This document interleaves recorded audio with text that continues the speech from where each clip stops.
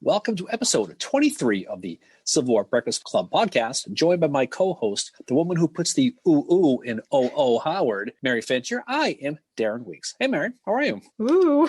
Ooh. Is that what you meant? The ooh and O.O. We got to mention him tonight because he's going to be making an appearance. So I guess we got to get it ready for that. Yep, get we my do. garden hose to hose you down because O.O. Howard's going to be here. So here we go. He may just be the MVP of this one. Who knows? Oh, I think he's going to be. I think he's going to be anyway, even if he wasn't even there. So we'll give him credit. How's your week been? Good. How about you? Not bad.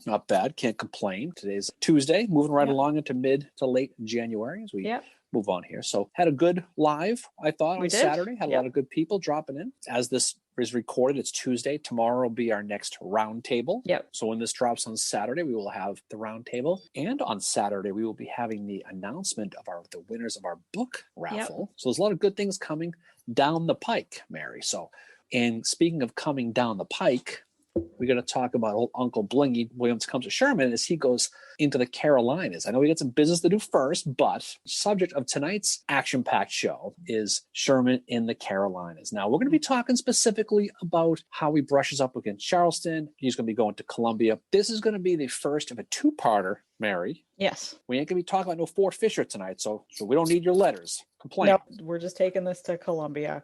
We're taking it to Columbia, and that's what we're going to be doing. So we have plenty of stuff to talk about, and we will have a lot of fun doing this as we continue along, as the wild and crazy march of William T. Sherman continues as he starts to move his way up north into the Carolinas. Yep, it's basically just a continuation of the March to the Sea. Oh, and by the way, I am drinking Portage India Pale Ale tonight. That's kind of a lazy announcement. Anyway, and what are you drinking out of for your mug? My William T. Sherman mug, of course. Shocker.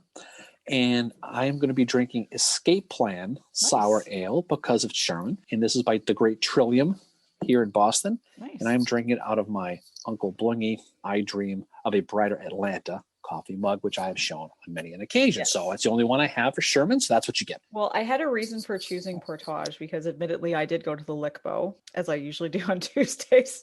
And he did. It ends in a Y. Yep, pretty much. Fucker. Anyway, but I chose Portage because in this part, during the Carolinas campaign, they are encountering a lot more water and having to go through it. One soldier wrote in his diary that he said they were becoming amphibious because of all the water and swamps that they had to go through. So that's why portaging canoes, not that they were portaging canoes. I don't know. Is portage an American word too? Like, are you familiar with what portaging is? Something about a canoe. Oh my God.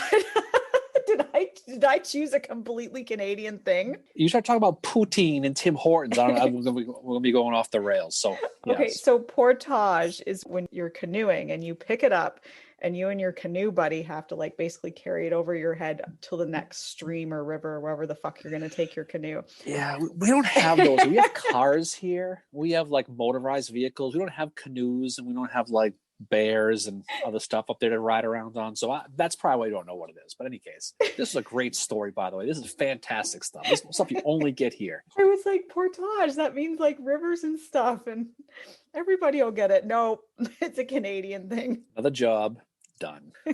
As we get moving along, Mary, on the Sherman of the Carolinas, we're going to talk a little bit where we left off. So last time we saw old Uncle Blingy and his gang of merry men on his left wing, led by Slocum, and the right wing, of course, led by the great O.O. Howard we talked about. They were in Savannah. They had reached the March to the Sea, and they took the surrender. They were sitting there for a little bit of time, trying to get their bearings together a little bit about trying what the next game plan was. And so there was a lot of stuff going on at the time. We mentioned before about Ebenezer Creek, right? So he's got to sit and listen to Stanton about that whole fiasco on Ebenezer Creek with all the slaves being left behind. So they get through that pretty well, but the rumblings now in the South and the Confederate side are starting because they're getting really nervous because now Sherman is in Savannah. He's connected with the Navy. He's getting resupplied. They know he's probably going to be going north. A lot of the folks in the Charleston area are freaking out because they think he's going to come get Charleston, which I think a lot of people wanted, especially in the north, but they didn't really know. And so even before Sherman even began his march,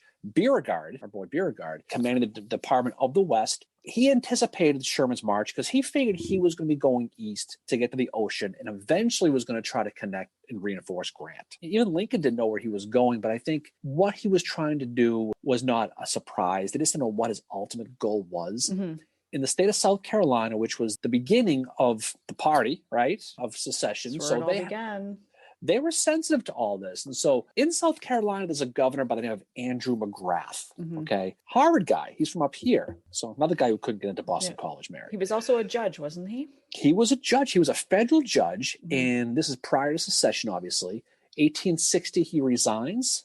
After secession happens, he's disgusted by the federal outreach. He calls it the altar has been sacrificed by tyranny. So it sounds like a fun ideologue, right? He gives quite the speech. I would encourage anybody to Google his speech because it is quite fiery. Not a fun guy to probably be around. No. But you know who likes him, though, is Jefferson Davis, Mary. Yep. So in 1862, he's appointed to be a judge in the Confederacy. He ultimately gets elected 1864 to be the governor of South Carolina. Now, he is going to be nervous because he wants defenses in South Carolina because he's the governor. But as Sherman arrives in December of 1864, Savannah's retreated. A lot starts, and we could talk about the politics of the whole thing. You know, like sometimes you're at the Dairy Queen up there in Kincardine. Sometimes you got the two bosses you got to deal with, and you don't know who the hell to listen to. Well, this is how Sherman felt, right? He's got two bosses. He's got Henry Halleck and he's got Ulysses S. Grant. Yes. A lot of people on Christmas Eve are sitting around having a good time, a couple of drinks. God knows what you're doing on Christmas Eve. They're writing a lot of letters. So he's getting a letter. Halleck ends up basically writing to Sherman. And I'm going to read some letters here, so just bear with me here for a second. So the political side of the Charleston thing is there. There's the military side. So Halleck is going to write to Sherman. He basically says, I hope if you capture Charleston, that by some accident, the place will be destroyed. And if some salt is applied to the site, it may prevent the growth of future crops of secession. So he's saying, listen, Blingy, if you get a chance, fuck these guys up. Yeah. Because they started the whole damn thing. But then you know what he does, though? He changes his mind. He sits there and says, listen, I do think that the best thing to do in the better part of your army is to basically go back and go get Lee. Kind of does that. But you got to wonder if Grant's talking to him as well, because Grant sends Sherman that letter and he wants Sherman to come up via ship, and Sherman has to do his convincing. Like he says, this is going to take 4 weeks. Like he basically says, you know, that men are going to get fucked up on those boats and they're not going to be in any shape to fight after they get off the boats for a few days. And then he was basically like, why don't you just let me take a stroll, like go to Columbia, I'll go to Raleigh. And then like, that's only going to take 6 weeks, which is just 2 weeks longer than what you're expecting. Exactly. What he does, he tells Halleck what he wants to hear, and he tells Grant what he wants to hear. Yeah. What he's basically, Sherman's going to write to Grant, again, Christmas Eve. So he's writing. He basically says, one reason, now he's already written Halleck this one letter, right? Well, first of all, what Sherman responds back to Halleck. So Halleck gets that letter to Sherman. Sherman gets the letter back and he says, the whole army, this is Sherman now, the whole army is burning with an insatiable desire to wreak vengeance upon South Carolina. And then he goes, I will move the 15th Corps, which will be on the right wing, that will position them into Charleston. And if you've seen their history of that corps, he says, you will see they do their work quite well. Then he says they will not need salt, which is pretty cool. So he's telling Halleck, don't you worry, we're going to take care of this. But then he writes Grant and he says, just so you know, one reason I'm going to ignore Charleston is I believe they will reduce their garrison by a small force. And I know the neck back of Charleston will be made impregnable to assaults, and we will hardly have time for siege operations. So he's basically, he's trying to satisfy both bosses, kind of like what you do up there at your job. Yep, exactly. He's telling them both what they want to hear. Again, while this is all going on, basically what's going to happen is Grant and Stanton ultimately are going to basically approve his plan. So they're basically saying, listen, it's leave Charleston alone. We're totally cool with that. Yeah. But he says, just make sure there's no strong force left behind that's going to come back and bite you in the ass. Just take care of them. But what this is going to do, Mary, it's going to piss off a lot of the people in the North who want Charleston wiped off the face of the earth. Exactly. There's so much anger about Charleston. But again, you got to look at the military thing. But you know what else is going on in Charleston, Mary? The Charleston papers are taunting the Union. While this is going on, this takes some balls, by the way. We'll talk about the Army lineup for what they actually had. The Charleston papers are basically saying, they're saying they want to fight Sherman. They write, the soil of our mother state will again drink the blood of our foes. This is from the Daily South Carolinian. Sounds like a fun newspaper. But you can see the bravado these guys have, right? Exactly. Yeah. Well, but they know, like, and they've heard stories from Georgia. Sherman mentions it in his memoirs and he was counting on that. He wanted to put fear in their hearts, and he was hoping that the stories would be exaggerated, and they were. One of the things that he does write to Grant, and this is more of like, you can see the friendship between them, is he says, I do sincerely believe that the whole United States, North and South would rejoice to have this army turned loose on South Carolina. Mhm. So he's trying to say to Grant, we need to do this. And then he also says to Grant, I feel a personal dislike to turning northward. Yeah. In other words, But- let me do my shit down here. Let me fuck But these guys what's up. funny was a lot of what Sherman says and does, you study years later, and people still talk about why he didn't wreck Charleston, right? And there's Yeah. all kinds of rumors.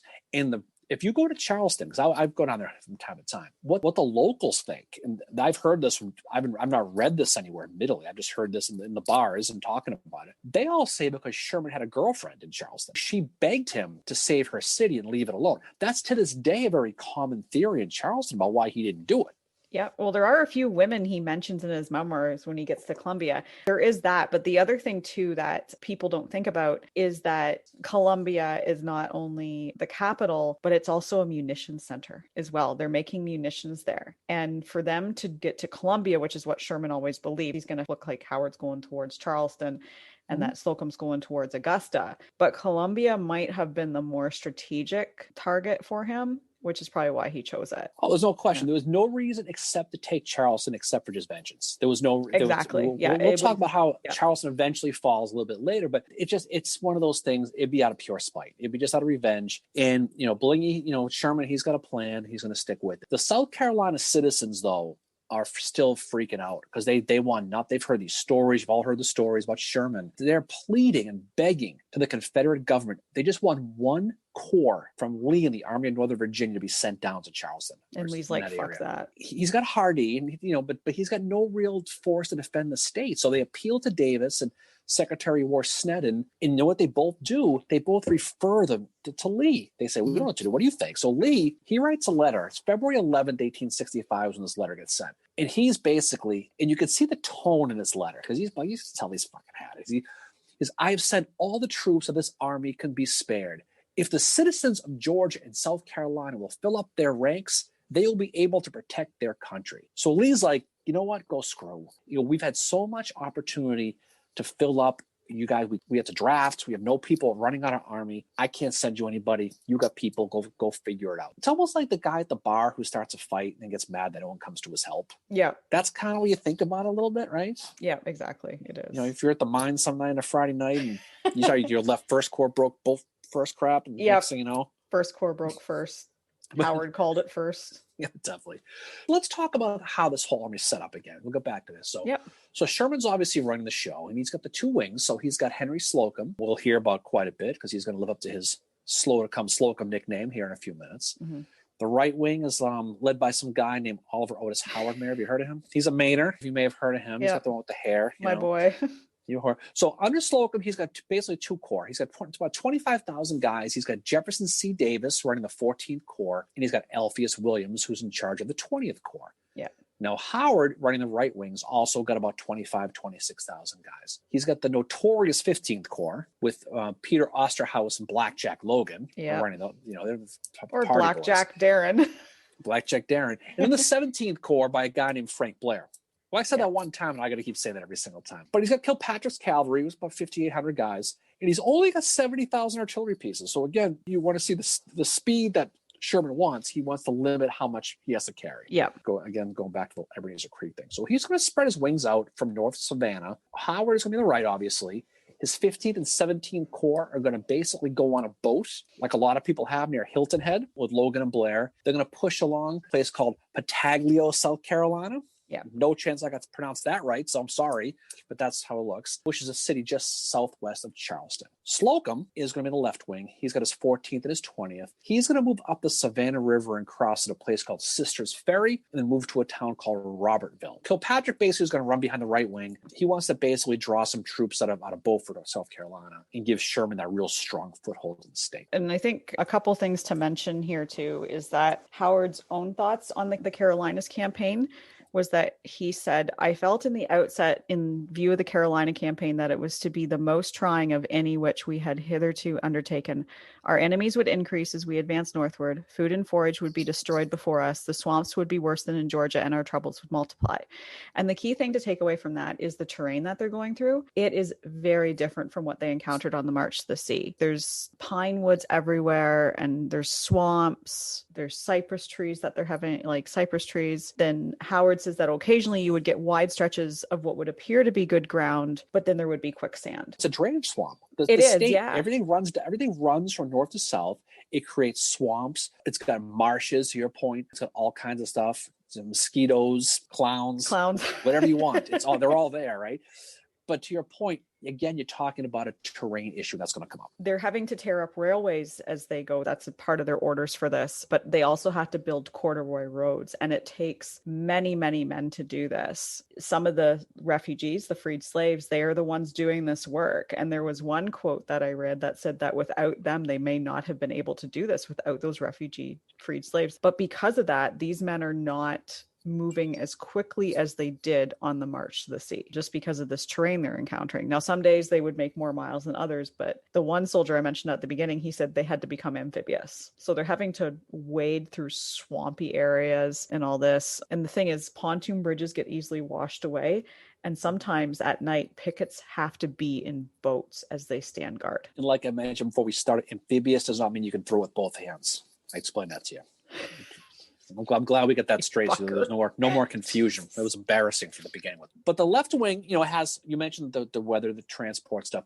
They're running into problems. So, Peter Osterhaus, we mentioned him. He's writing that the artillery horses are dying of starvation. They're running into supply issues now. The funny part about it is they're about 6-7 miles away from their supply depot, and they can't get supplies. Whether from logistical reasons, it takes 20 days to get their supplies. So they have to wait. There's a soldier named Thomas Osborne, who's one of the staff people. He's been in Slocum's army for a while, and he has his diary, and he blames the supply issues on Slocum. So he's like, I do not doubt that this 20-day delay comes from a lack of ability to cope with what he has on his hands. He failed Howard at Gettysburg, and I fear he will do it to us again now. Yeah, Slocum does not come out looking very good in his own memoirs. Now, keep in mind, these are memoirs. You're going to talk yourself up. Howard says that he had a much harder time than Slocum did, but that Slocum was a lot slower than what he should have been. And there were delays created because of that. Well, they did. I mean, the Rebs put torpedoes on the roads with these again. Yeah. You're starting to see them again along the roads. You mentioned before about the corduroy stuff. They had to get over the mud. Yep. There was some bridges they had to cross. They were covered with fall trees. They were blocking those. But it did delay Slocum ultimately 2 full weeks. Supposed to both arrive on the 15th of January was the day they were supposed to arrive. Howard was going to be at Battaglio, and Slocum was supposed to get to Robertsville, but Howard got there. In his defense, he got there on the 15th, right on time. He did. He was right on time, okay, because he runs. That's why, he was moving fast. So he got there right on the 15th, but it took till the February 3rd for Slocum to finally get there. So we'll talk more about the pillaging that's going to happen here in a few minutes. That delay, who it pissed off was Sherman. Oh, yeah, because Sherman was a little bit delayed, too, because of the weather in Savannah. So he was not able to he's going to be with the right wing most of the time. I think in the March, he was with the left wing, and then he would kind of, if he had to, go back and forth between the two of them. But he's going to be with Howard through most of this. He gets to Beaufort on, I believe it is January the 23rd, finally, that he makes a brief stop in Hilton Head, and then he gets to Beaufort. But he's not happy about the delay. He's pissed off. He's snapping at officers. He's yelling. He's stomping around. He doesn't have the patience for it, because what he doesn't want the Rebs to have time to prepare for him. Now, he doesn't know what he's facing. He doesn't know what the story is. But actually, speaking of what he's facing, so real quick, we'll flip the coin here and look at what the Rebs have to offer. We're talking about the Department of South Carolina, Georgia, and Florida. We're talking about 18,000 guys. So you're not talking about a bunch versus 50 to 60 of Sherman's guys. This is as of January, at the beginning of the march from Savannah. Out of the 18,000, the Rebs only have about 13,000 present. He's got Hardee, we mentioned before. He's got William Telefairo running one division with our old friend Lafayette McLaws, Ambrose Wright. And then he has James O'Connor, a guy from South Carolina, who was supposed to help him out, but he's slow. He's got the war child, John Wheeler, as his cavalry guy, and he's got about 100 artillery pieces. So he doesn't have much, but what he has is he has the terrain, he has the knowledge of the terrain, right? While Howard, we're going to mention Howard again. While he's doing his thing, they're doing a little bit of foraging, right? And they're doing a little bit of mayhem. I think this is a good place when we talk about this, the attitude that the soldiers have, because it is admittedly different than what it was when they were going through Georgia. The march seemed more like, oh, we're going on a march to the sea kind of thing. This is where they mean business. And this is where, like, and I'm sure we'll get to this at the end of the show, this is why the Carolinas campaign is very different from the March to the Sea. And there's a hatred in this one. It is, yeah. Like, Sherman, he's got a really good quote in his memoirs. Somehow our men had got the idea that South Carolina was the cause of all our troubles. Her people were the first to fire on Fort Sumter,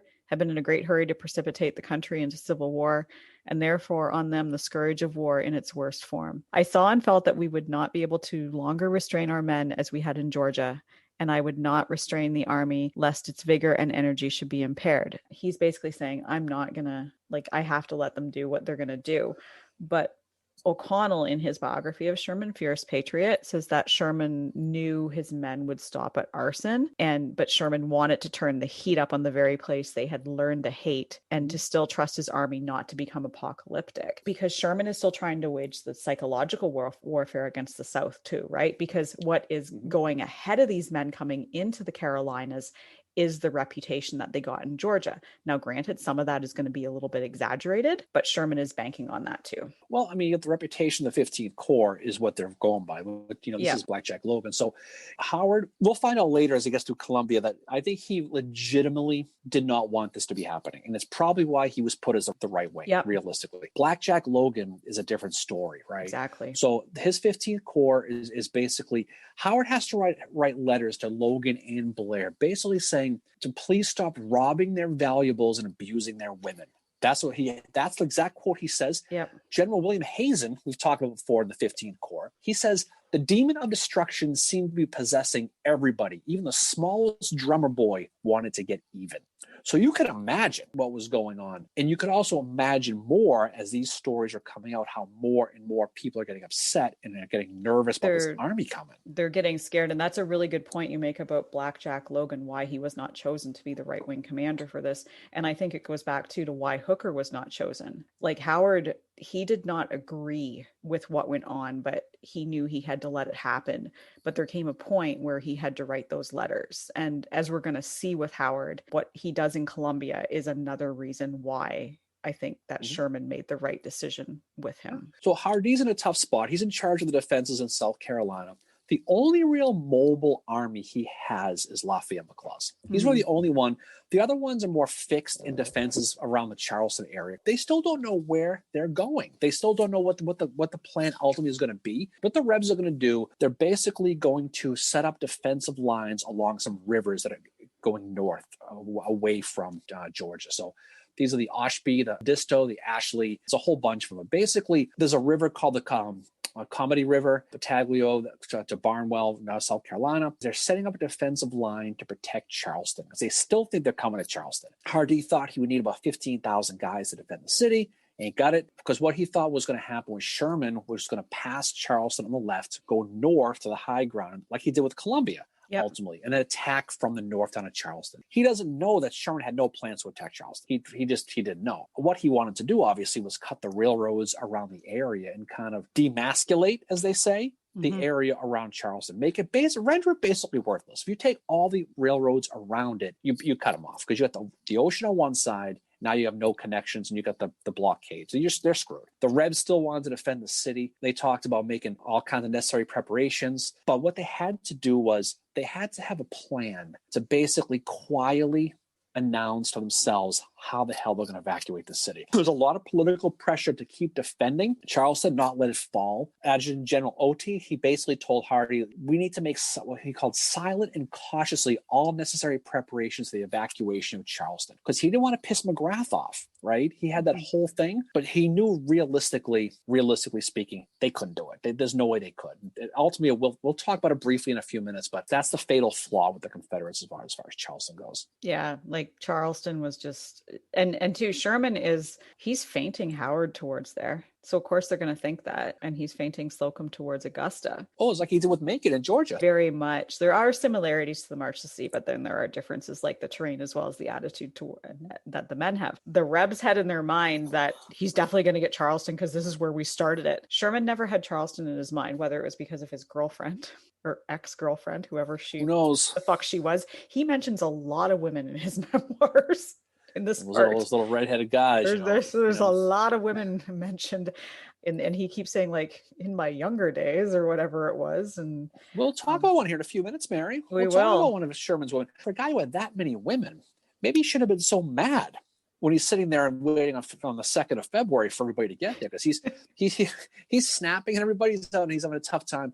But again, when the time comes and he finally is going to move on, they're going to go north.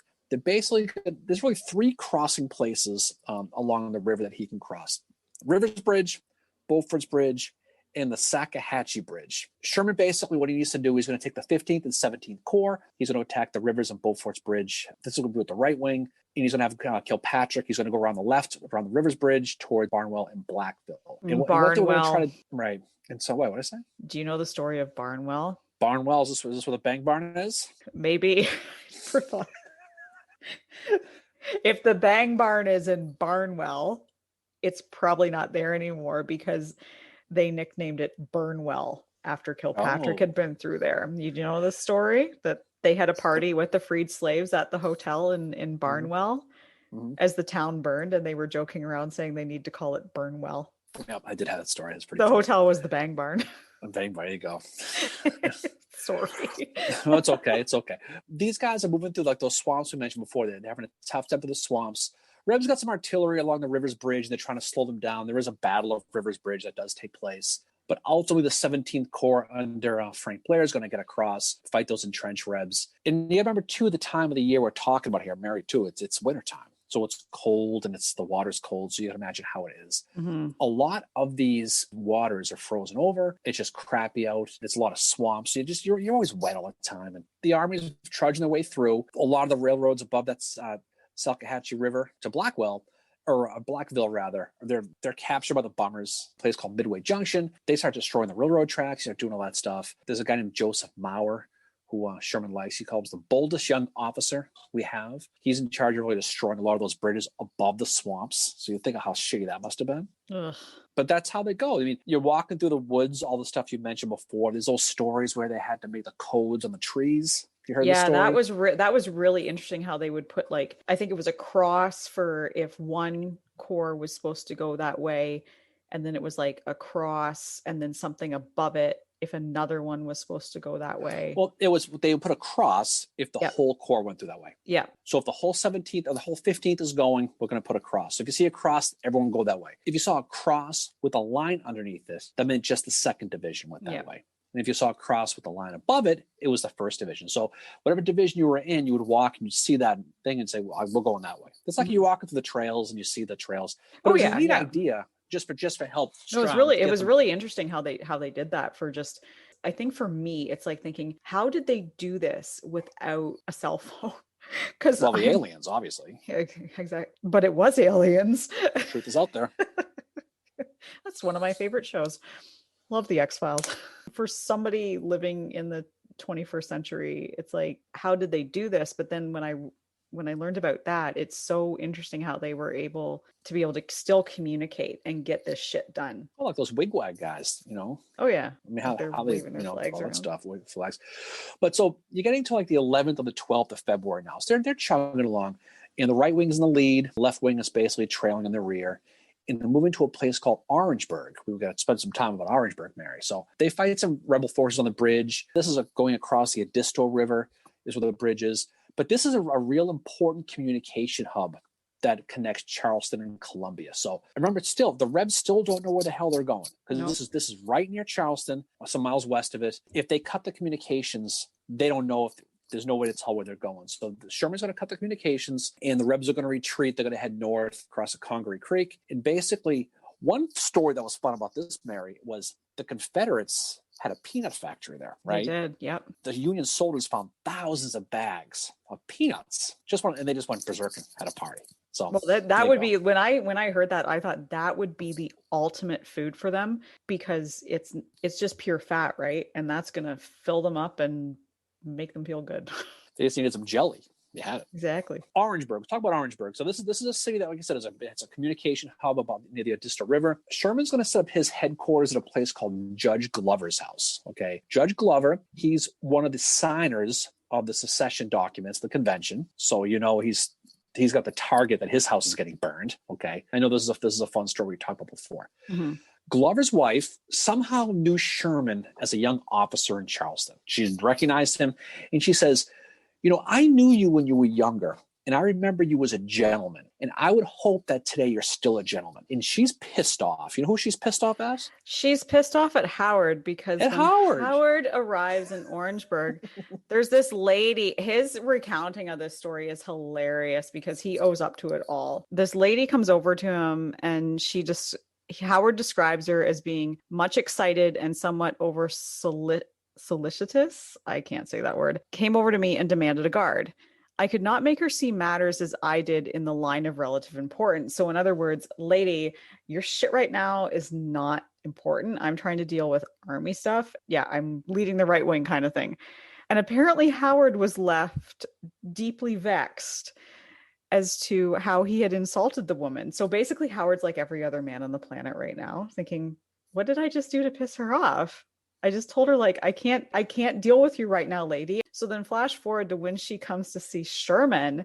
General Sherman says that he's very sorry and he would try to make amends and have the officer who had, been rude to her punished. And then he's like, who could it be? And then she says, it was General Howard. And Howard is sitting there, and I can just imagine him like starting to like slump down in his chair, like, oh, fuck. Yeah. And it was one guy with the nice hair who wouldn't put a guard in front of my house. Apparently Sherman turns to Howard and he's like, how is this, Howard? You imagine everybody's probably gone silent in the room. And then Howard explains as well as he could what had happened. And then he says in his memoirs, doubtless I had been impatient. When skirmishing is going on and fires are burning, the responsible head may have, on some occasions, too many irons in the fire. Sherman assured her that Howard was usually a kind man and that she would find that he would protect her. And in the meantime, he already had sent her a guard. Yeah, so he gave in as usual. Yeah, but just how he was like, it was my fault. It's all my fault. I pray to you. It's all my fault. I was impatient. But it's just, his recounting of the story is one reason I love his memoirs so much. He's so funny in them. And just that he basically puts himself out there saying like, yeah, I was impatient. Well, whether it be the fact that Sherman knew her from her younger days, or whether it be she felt bad about the whole Howard thing, for whatever reason, they didn't burn the house down, which is a real surprise. You can go there today and go to Orangeburg and you can see Judge Glover's house where Sherman stayed. It's still there. That's a place he normally probably would have burned down. But who knows why? Maybe Howard saved the day. He can't do it all, apparently, But once the communication lines get severed, the people at Charleston get really, really nervous, right? Mary Chestnut, we've talked about, she wrote that really, really good diary, the woman in Charleston. She writes that there was basically, talking about the panic of the Union soldiers being that close to Charleston. She writes, Miss Patterson, whoever that is, called, and she described so geographically all the horrors to be endured by those subjected to fire, sword, and plunder. She's exaggerating a little bit, but basically what she's talking about is these guys are there and they're starting to really, really freak out. Governor McGrath, who's a pain in the ass apparently because he's always writing letters to these guys, he must have got wind that Hardee was going to retreat. He responds, he says, McGrath writes to Hardee, I will tell you that a retreat from Charleston will be the death march of this Confederacy. So he said the evacuation of Charleston is going to basically be a mortal blow psychologically to Charleston. Who knows? But that's what he's saying. So that's how important they still see Charleston to go. Again, he ain't going there, but that's what they think. They are not going to Charleston. They are, however, headed to Columbia. And Orangeburg puts them even closer. Eventually we get to the 14th of February. Is that the day I think it is? Valentine's Day. Yeah, Yep. February 14th, 1865. So the evacuation of Charleston is going to begin. The Rebs move out under the cover of night. They take over. They take off. The city does surrender on the 18th, a couple of days later, to a guy named Alexander Schimmelpfennig, Mary. Yes. Our old friend from the 11th Corps. He's Schimmel, on the 10th Corps. Also known as Schimmelfucker. Yeah, the pig man. So he basically he's on a boat. He's going to come ashore with the 10th Corps.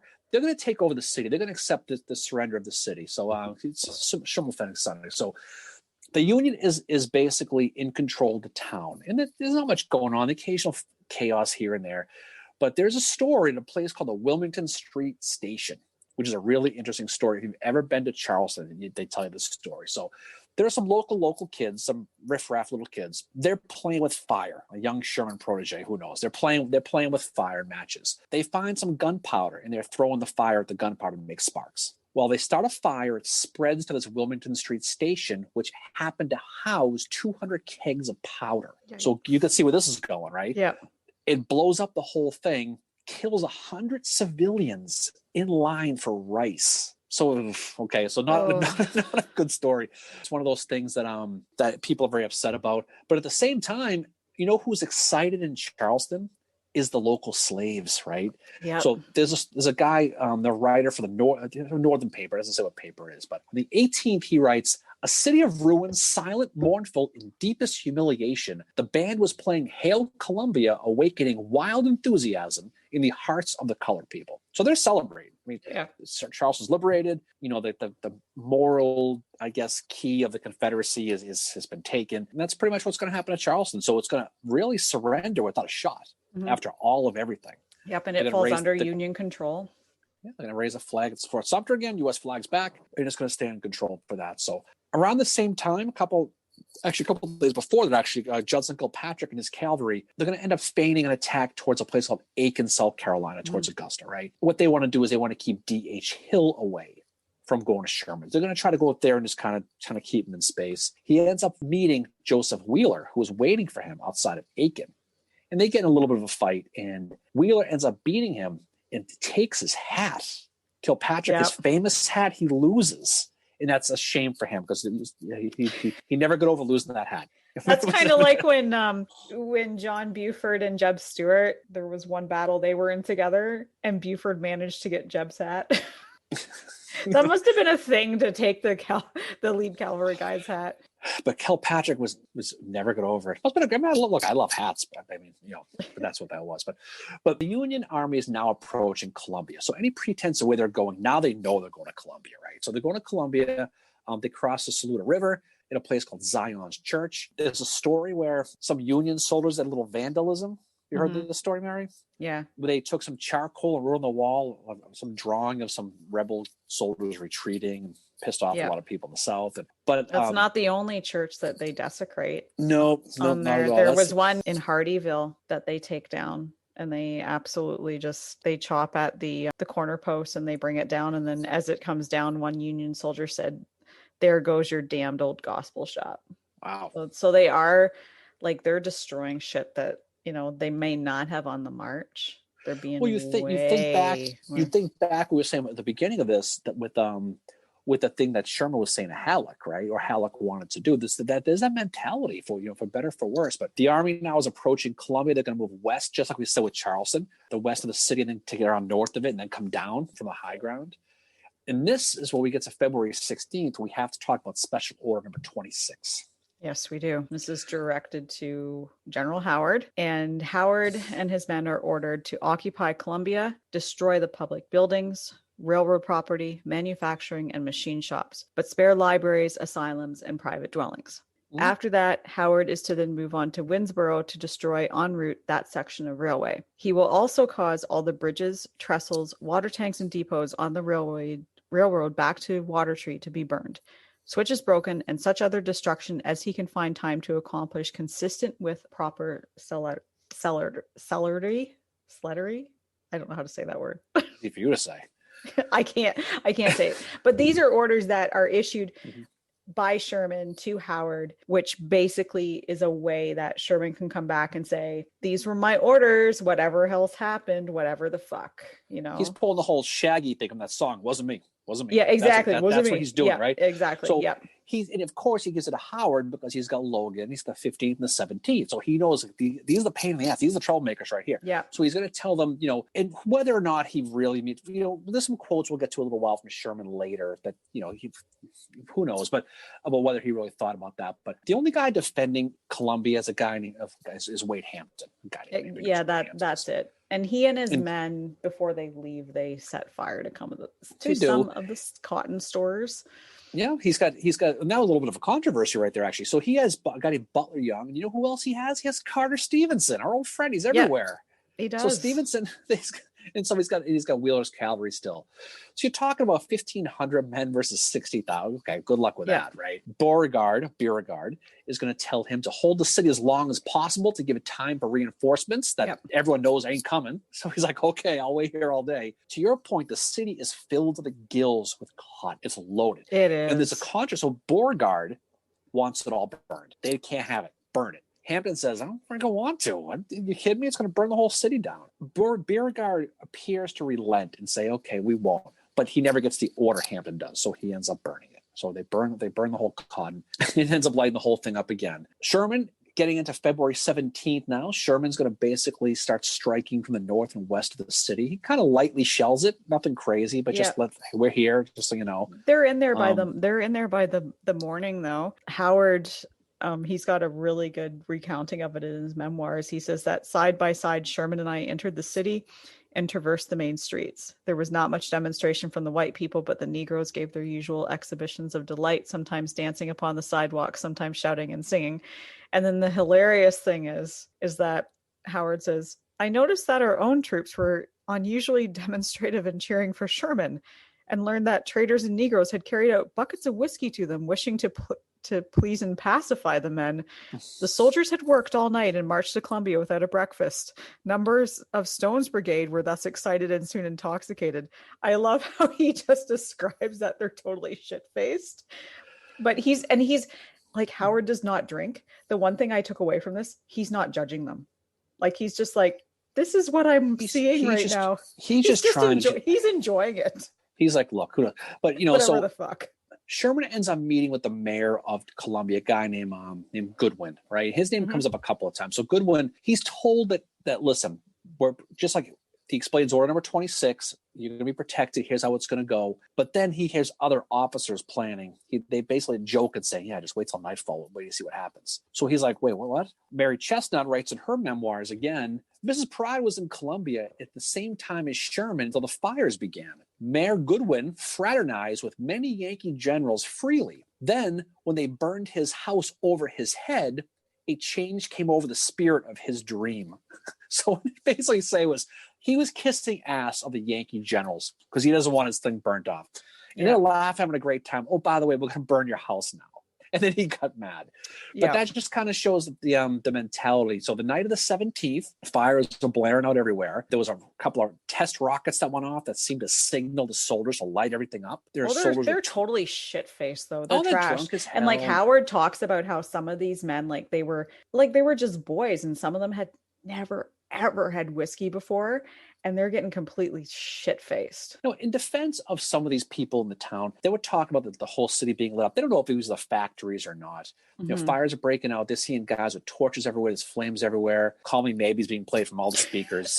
The soldiers are probably singing it. As there's a whiskey. But a lot of the residents had said the whole city was burning. But who knows if that's even true or not. Yeah, well, Howard recounts it really well in his memoirs. I liked his account of it more than Sherman's because he was very much, you could tell that he was recounting the exact feelings he had that night. And I think this goes back to, again, this is one of the reasons I like Howard so much, but also, again, it shows that he would not, this is why Sherman chose him for this, because he was not one to let loose and just say, let's do this. He said, it would be impossible to exaggerate the horrors of that long night between the 17th and the 18th of February, 1865.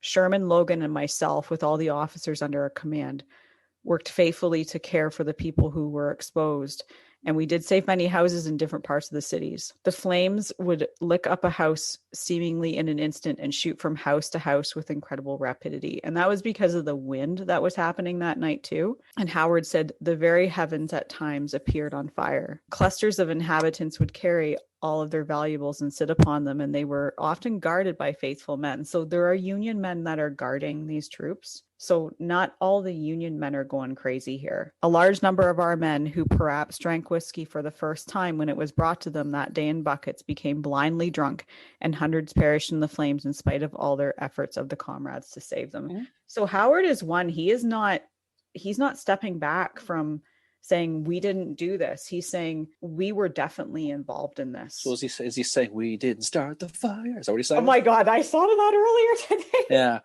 Hampton's men started the fire, but Howard is not. They did. Yeah, but Howard is not one of these ones that is saying we didn't do it. He's not being like Sherman in his memoirs or in his official report blames Wade Hampton for the fire.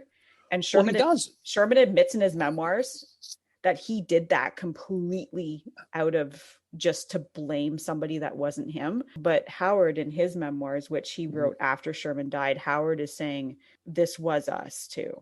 It's not. I mean, just it's a conflicting men. Stuff. Sherman writes his memoirs. He writes, because many thought the fires were deliberately planned. This is untrue. It was accidental.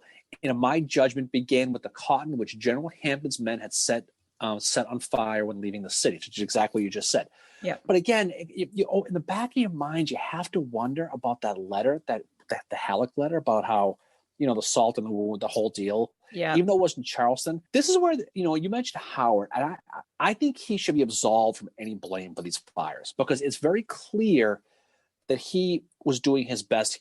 He wrote special order 42, right? Mm-hmm. Where Howard writes, okay, and he's pissed because you can tell. I can imagine the swears that he must have been saying. Oh, dag nabbit, googly. If Howard was going to say fuck, it would have been during this one. No, he wouldn't have been. He would have been, you know how mad I am. I can't swear, but I'm mad. So he writes his commanding generals. Okay, this is Blair and Blackjack. He writes, it's been brought to my attention that the commanding general that the certain evil-spirited soldiers of this command have threatened to destroy the remainder of the city with fire. He has ordered that all common soldiers use the utmost vigilance, even taking the life of any refractory soldier to prevent a recurrence of last night. And they said they could tell he was pretty pissed off. So he follows that up again, same guys a couple of days later. I desire to call your attention to the fact that some of our soldiers have been committing the most outrageous robberies.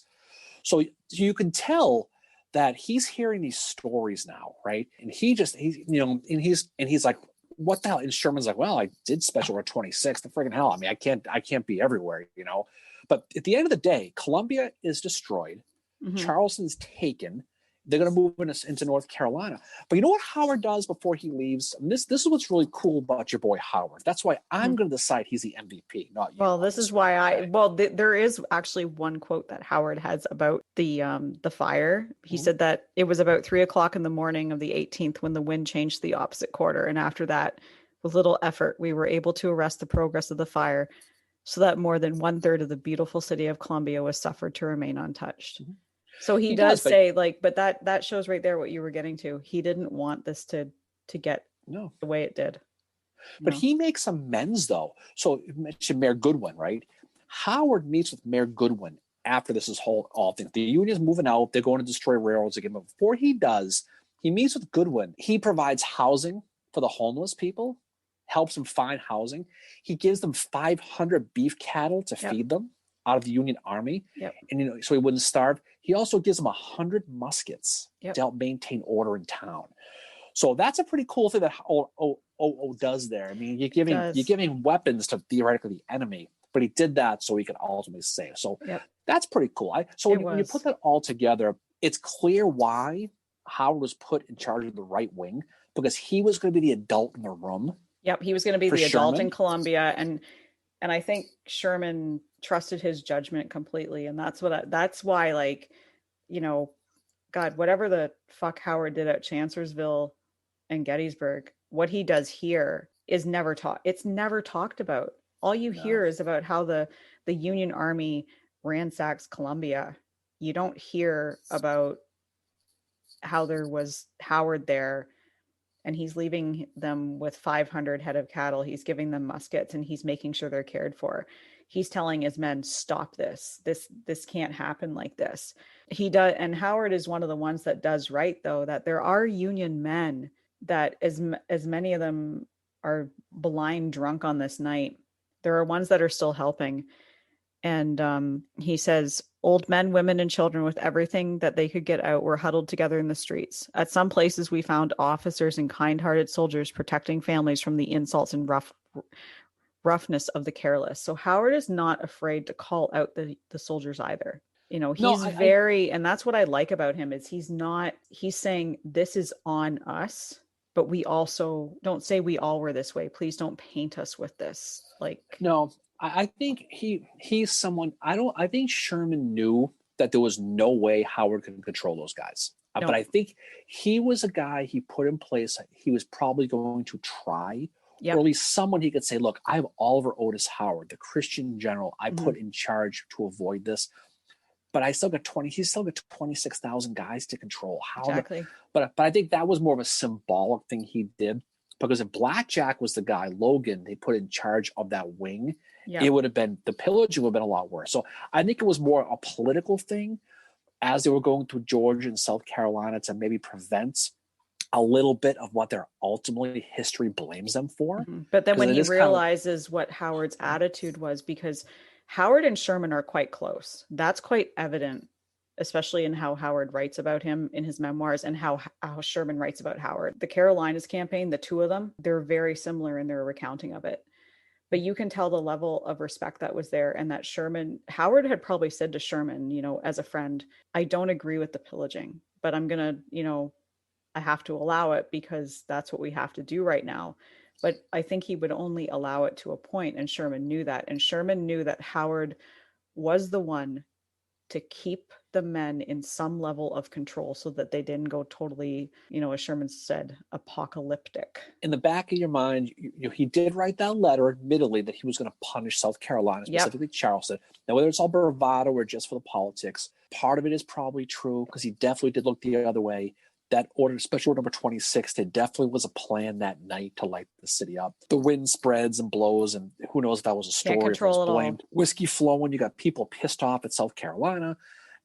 You could see where that was going. What Howard ultimately did in Columbia was try to leave them with some sort of positive. Yep, he tried to leave it so that I think he saw, like, my God, in the future, that this could be something that the North looks badly on them, you know, and he's trying to make it so that it's not. But I think too, Howard was such a good person that he would have left them he wouldn't have left the 500 cattle just, you know, like, I got to do this to look good. He probably did feel sorry for them. The way he writes in his memoirs all the way through about how people are suffering and stuff tells me that he would have done that anyway.